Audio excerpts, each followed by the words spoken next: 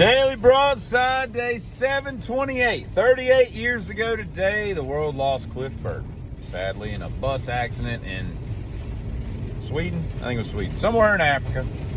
It's not Africa, it's Europe. I don't know why I just said Africa. Probably because I was just looking up stuff, trying to figure out why everybody in The Lion King speaks with a British accent. I know there's a lot of colonization across Africa and all, but it really depends on where The Lion King is set. As to whether or not they should have their own dialect or be speaking the Queen's tongue with their accents. I don't care for that much. It's like how they just talk about how British accents supposed to make people smarter. I don't think we need to have lions that are smarter, But back to Cliff Burton.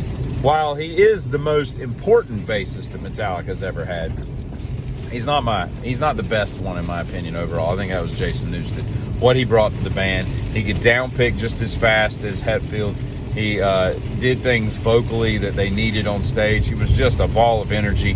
I think that he did some really cool stuff. But what Cliff did was he taught James and Lars what they needed to go on forward. It's kind of like how people come into your life and then disappear, but then later you realize that they were there for an interesting reason and they taught you something about yourself and then you just moved on with it. That's what Cliff Burton was. But it's hard to believe that was 38 years ago if you really think about it. You ever carry something like really cumbersome and long, elongated perhaps?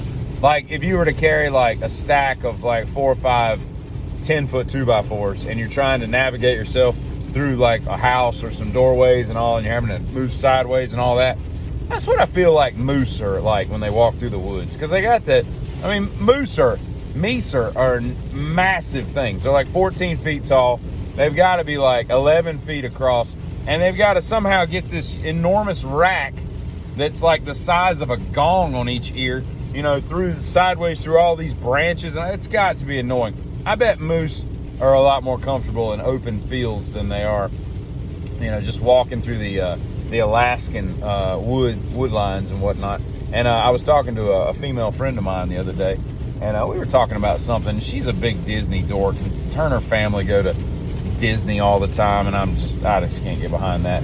Much like I can't get behind this dang weather that I'm currently riding in on my way up north. By the way, I stopped in, I think it was Highland, Virginia this morning about 7 o'clock, and there was a lady there at a Circle K where I stopped to urinate and grab some a new beverage, and her name was Dee Dee, D-E-E-D-E-E, all one word on her name tag, no space.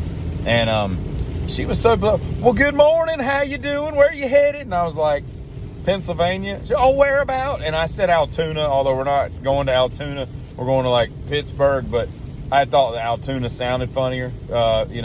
Altoona, can of tuna. Just a stupid little name. But anyway, I don't know who her boss is, but kudos to her for being like just a quite the pleasurable person at 7 o'clock in the morning. And that's what I'm talking about. That's what people should be. But anyway, I was talking to this Disney girl, this friend of mine, and we were talking, and I said, just off the cuff, I was like, how come none of these Disney princesses are ever, like, heavy-chested? Like, they're never, like, well-endowed in the chest. And she's like, most of them are, like, 13. I'm like, oh, I didn't know that. I thought Disney, I don't know. See, I don't know. I've seen Snow White. I've seen Cinderella. And I think that's the only two princess movies I've ever seen. I thought they were like older, but like she was going through like Azriel and Isabob. I don't know what their names were, but she was going through all these names, and they're like, she was like 15, she was like 14, Mona was like 14. I'm like, I had no idea, so I felt kind of pervish even discussing such a topic, but it's what we talked about. Speaking of pervish, I don't know if this is pervish, but you ever like lament the fact that you're just never going to have a threesome with the people that you thought you were going to have a threesome with? And mine has always been, now this is like the 80s version, so it would have to go back in time because they didn't exactly age as beautifully as they were at one point, but mine was always Amy Mann of Till Tuesday, and then that Fredrickson chick from Roxette who I think died of cancer maybe. I thought that would be kind of cool because they look close enough to be sisters, but sisters would be weird because you wouldn't want to be with two sisters because you'd be like, why are y'all touching each other? That's not appropriate. So I wouldn't want it to be sisters, but they were close enough to be sisters that, whatever. And I was talking to that same girl, and I was talking to her and one of her friends a while back while we're on the subject of her. And I posed the question, would you rather keep your teeth or your hoo-ha, right? You got to get rid of one. And without hesitation, they kept their teeth. And I thought to myself, that's another major discrepancy between men and women. Because if I asked a dude, would you rather keep your teeth or your wang bar? Men would just be toothless across the country. Women would be hoo-ha-less. And I just find that to be an interesting state of affairs in this fine republic. All right, Giddy.